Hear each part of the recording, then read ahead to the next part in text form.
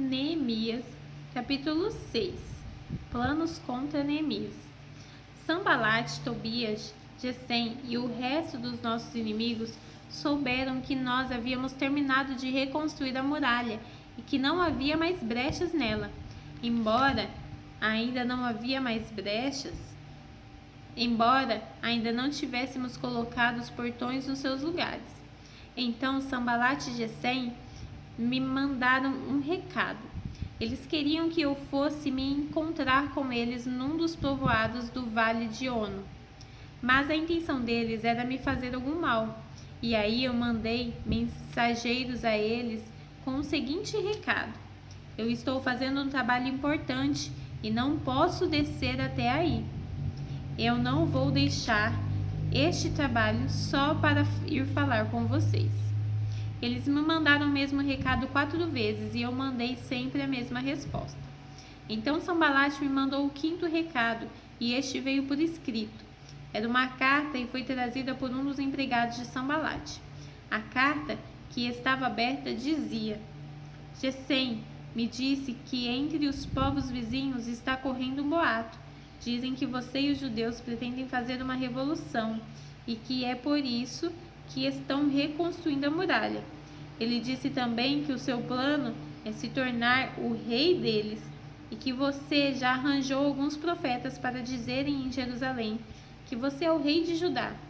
O rei Artaxerxes certamente vai saber disso e por isso proponho que nós dois nos encontremos para conversar a respeito dessa situação. Eu mandei a seguinte resposta: nada do que você está dizendo é verdade. Foi você quem inventou tudo isso. O que eles queriam era nos meter medo para não continuarmos o trabalho. Agora, ó Deus, aumenta as minhas forças. Nessa época, Semaías, filho de Delaías e neto de Meetabel, estava proibido de sair de casa e por isso fui visitá-lo. Ele me disse: nós dois precisamos nos esconder junto num lugar santo no templo. E vamos fechar as portas porque eles virão matar você. Sim, qualquer noite dessas eles virão matá-lo. A isso respondi: eu não sou do tipo de homem que foge e se esconde. Você pensa que eu tentaria salvar a minha vida me escondendo no templo? Eu não vou fazer isso de jeito nenhum. Quando comecei a pensar nesse assunto, compreendi que Deus não havia falado com Semaías, e sim com Tobias e Sanbalate. Havia pago a ele para me dar aquele conselho. Eles lhes deram dinheiro para me fazer ficar com medo e assim pecar. Aí eles poderiam acabar com o meu bom nome e me humilhar. Ó Deus, lembra do que Tobias e Sanbalate fizeram e castiga-os. Lembra também da profetisa Neuadias e dos outros profetas que tentaram me fazer ficar com medo. Termina a construção das muralhas. As muralhas foram terminadas no dia 25 do mês de Elul, depois de 52 dias de trabalho. Então os nossos inimigos das nações vizinhas souberam disso e ficaram desmoralizados, porque todos ficaram sabendo que o trabalho havia sido feito com a ajuda do nosso Deus. Durante esse tempo, as autoridades dos judeus haviam escrito muitas cartas a Tobias e haviam recebido várias cartas dele. Muita gente de Judá estava do lado de Tobias, porque ele era genro de um judeu chamado Secanias, filho de Ará. Além disso, seu filho Joanã havia casado com a filha de Mesulã, filho de Berequias. Na minha frente falavam das boas coisas que Tobias havia feito e contava a ele tudo o que eu dizia. E Tobias continuou a me mandar cartas para ver se conseguia me fazer ficar com medo. Capítulo 7. Agora as muralhas estavam reconstruídas e os portões estavam todos colocados nos seus lugares. Foi marcado o trabalho dos guardas do templo, dos cantores e dos levitas, para governar a cidade de Jerusalém. Eu coloquei 2 homens, o meu irmão Hanani e Ananias, o oficial comandante da fortaleza. Ananias era um homem fiel e temia a Deus mais do que qualquer outro. eu disse aos dois que só mandassem abrir os portões de Jerusalém quando o sol começasse a esquentar, e que mandassem fechar as trancas dos portões antes que os guardas deixassem o serviço na hora do pôr do sol. Também ordenei que escolhessem guardas entre o povo que morassem de Jerusalém. Alguns deles deviam ficar de guarda em certos lugares e outros deviam tomar conta da área em frente das suas próprias casas. Listas dos que voltaram do cativeiro. A cidade de Jerusalém era grande, mas não tinha muitos moradores, e eram poucas as casas que já haviam sido reconstruídas. Deus pôs no meu coração a ideia de reunir todo o povo e os seus líderes e as autoridades para verificar os registros das suas famílias. Eu achei o livro de registro do primeiro grupo que havia voltado da Babilônia. São essas as informações que havia no livro. Entre os israelitas que o rei Nabucodonosor da Babilônia tinha levado como prisioneiros, havia muitos que eram da província de Judá. Estes voltaram para Jerusalém e Judá, cada um para sua própria cidade. Os seus líderes eram Zorobabel, Josué, Neemias, Azarias, Ramias, Naanami, Mordecai, Bilsã, Misperet, Bigvai, Neum e Baaná. Esta é a lista dos grupos de famílias do povo de Israel que voltaram da Babilônia, sendo indicados o nome dos chefes e o número de pessoas de cada grupo. Parós, 2.172, Cefatias, 372, Ará, 652, Paate, Moabe, descendente de Jesua e de Joabe, 2.818, Elon, 1.254, Zatu, 845, Zacai, 760, Binui, 648, Bebai, 628, Asgade, 2.322, Adonicã, 677, Bigvai, 2.067, Adim, 655, Ater, que também era chamado de Ezequias, 98, Azum, 328, Bezai, 324, Harife, 112, Gibeão, 95. Também voltaram as pessoas cujos antepassados haviam morado nas seguintes cidades: Belém e Netofa, 188, Anatote, 128, Bet-Asmavete, 42, Kiriat-Jearim, Sefira e Beerote, 743, Ramai-Geba, 621, Micmas, 122, Betel e Ai, 123, a outra Nebo, 52, a outra Elão, 1254, Arim, 320, Jericó, 345, Lode, Hadid e Ono, 721, Senaá, 3.930. Esta é a lista dos grupos de famílias de sacerdotes que voltaram do cativeiro. Jedaías, descendente de Jesua, 973, Imer, 1.552, Pazur, 1.247, Arim, 1.017, grupo de famílias de levitas que voltaram do cativeiro. Jesua e Cadmiel, descendentes de Rodavias, 74, músicos do templo, descendentes de Asaf, 148, guardas do templo, descendentes de Salum, Ater, Talmon, Acube, Hatita, Sobai, 138, grupo de famílias dos servidores do templo que voltaram do cativeiro: Isa, Razufa, Tabaote, Queros, Sia, Padom, Lebana, Agar, Agaba, Salmai, Hanã, Gidel, Gaar, Reaías, Rezim, Necoda, Gazã, Uzá, Passeia, Bessai, Meunim, Nefizim, Baquebuque, Racufa, Harur, Baslite, Meida, Arsa, Barcós, Císera, Tama, Nessias e Ratifa.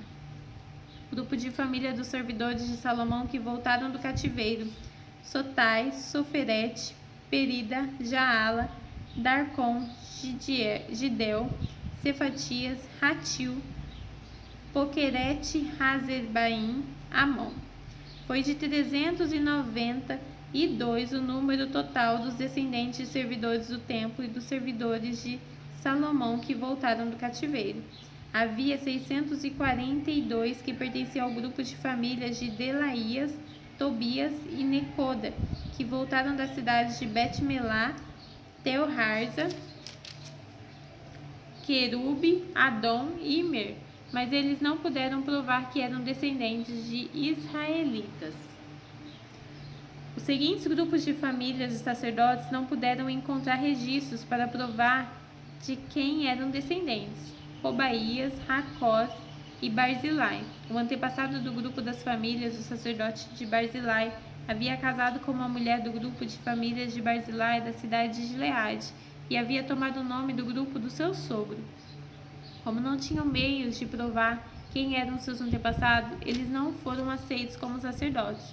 O governador judeu disse que eles não poderiam comer da comida oferecida a Deus até que houvesse um sacerdote que pudesse decidir a questão por meio do Urim e do Tumim. O número total dos judeus que voltaram foi de 42.360. Seus escravos e escravas, 7.337. Cantores e cantoras, 245. Cavalos, 736. Mulas, 245. Camelos, 435. Jumentos, 6.720. Ofertas para a reconstrução do templo. Muitas pessoas deram dinheiro para ajudar a pagar o custo da reconstrução do templo. O governador deu 8 quilos e 400 gramas de ouro, 50 vasilhas para o culto e 530 mantos sacerdotais. O chefe dos grupos de famílias eram 178 quilos de ouro e 1.257 quilos de prata. O resto do povo deu 168 quilos de ouro, 1.142 quilos de prata e 67 mantos sacerdotais. Todo o povo de Israel começou a morar nas cidades e povoados de Judá. Eram sacerdotes, levitas, guardas do templo, músicos, algumas pessoas do povo e os servidores do templo. Capítulo 8. Esdras leu o livro da lei para o povo. Já no 7º mês, todo o povo de Israel estava morando nas suas cidades. No dia 1º desse mês, todos se reuniram em Jerusalém, na praça, em frente ao Portão das Águas. Então pediram a Esdras, o sacerdote e mestre da lei, que trouxessem o livro da lei que o Senhor Deus tinha dado ao povo de Israel por meio de Moisés. Esdras levou o livro para o lugar onde o povo estava reunido. Os homens, as mulheres e as crianças já haviam idade para entender, e ali na praça, em frente ao portão, Esdras leu a lei para o povo, desde o nascer do sol até o meio-dia, e todos ouviram com atenção. Esdras estava de pé num estrado de madeira que havia sido feito para aquela ocasião. À direita de Esdras estava de pé os seguintes homens: Matitias, Sema, Anaías, Urias, Ilquias e Maazéias. E de pé à sua esquerda estavam Pedaías, Misael, Malquias, Razum, Asbadana, Zacarias e Mesulã. Esdras ficou ali no estrado, acima do povo, e todos olhavam para ele. Quando abriu o livro, todos se levantaram e Esdras disse: Louvem o Senhor, o grande Deus. Todo o povo levantou os braços e respondeu: Amém. Amém. Aí se ajoelharam e com o rosto encostado na terra adoraram a Deus o Senhor. Depois se levantaram e ficaram nos seus lugares. Então os levitas explicaram a lei para o povo. Os levitas eram Jesua, Bani, Serebias, Jamim, Acube, Sebatai, Odias, Maaseias, Quelita, Azarias, Josadabe, Anã e Pelaías. Eles iam lendo o livro da lei e traduzindo e davam explicações que o povo entendesse o que era lido. Eles iam lendo o livro da lei e traduzindo e davam explicações para que o povo entendesse o que era lido. Quando ouviram a leitura da lei, eles ficaram tão comovidos que começaram a chorar. Então Neemias, o governador, e Esdras, o sacerdote e mestre da lei, e os levitas que estavam ali explicando a lei, disseram a todo o povo: Este dia é sagrado para o Senhor nosso Deus. Por isso, vocês não devem se lamentar nem chorar. Vão agora para casa e façam uma festa. Repartam a sua comida e o seu vinho com quem não tiver nada preparado. Este dia é sagrado para o nosso Deus. Portanto, não fiquem tristes. A alegria que o Senhor dá fará com que vocês fiquem fortes. Os levitas foram pelo meio do povo, acalmando-os e dizendo que não ficassem tristes num dia tão santo. Então todos foram para casa e comeram e beberam alegremente. E o que tinham repartido com os outros, porque entenderam que havia sido lido era para eles. Entenderam que havia sido lido para eles. A festa das barracas. No dia seguinte, o chefe dos grupos de famílias, os sacerdotes e os levitas foram aonde Esdras estava a fim de estudarem com ele os ensinamentos da lei. E acharam escrito nela que o Senhor Deus havia mandado por meio de Moisés que o povo de Israel morasse em cabanas durante a festa das barracas. Então, em toda a cidade de Jerusalém e em todas as outras cidades de Jerusalém e em todas as outras cidades e povoados, mandaram avisar o seguinte: saiam para os morros e tragam galhos e pinheiros, oliveiras, murtas, palmeiras e outras árvores para fazer cabanas conforme está escrito na lei. Então todo o povo saiu e trouxe galhos de árvores. Em seguida, eles construíram cabanas no terraço das suas casas, nos seus quintais, nos pátios do templo, na praça do Portão das Águas e na praça do Portão de Efraim. Todos os que haviam voltado do cativeiro construíram cabanas e moraram nelas, desde o tempo de Josué, filho de Num. Esta era a primeira vez que fazia isso e todos estavam muito alegres. Todos os dias, desde o primeiro até o último dia da festa, foi lida uma parte da lei de Deus. Eles festejaram durante 7 dias e no 8º dia houve uma reunião solene para terminar a festa como mandava a lei. Terminamos por hoje.